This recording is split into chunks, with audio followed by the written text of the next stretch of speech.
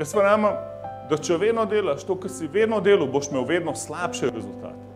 Zato, ker vse se spreminja, ti se pa ne spreminjaš. Vse gre naprej, če si ti na mrtvi točki, pa gre vse naprej, si ti vedno bolj nazaj. In vedno bolj zaostajaš za tem, kar Bog dela. Bog gre vedno naprej, njegova slava raste, njegova prisotnost napreduje. Svet bi moral izgledati boljše zaradi tvoje prisotnosti v njem. Moramo pustiti vreden dokaz svojega življenja skozi čas. V krščanskem centru smo predani napredku, ker je to dokaz našega vpliva.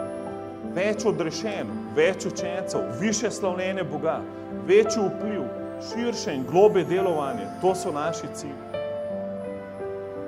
Ne zanima nas počivanje na stari slavi in uživanje starih zmag. Vedno imamo nov teritorij pred sabo, ki ga moramo osvojiti. Še nekoga moramo odrešiti, doseči še eno osebo. Zato vedno napredujemo v svoji misiji. Smo skupnost, ki nekaj naredi, ko sliši o problemu in postane rešitev.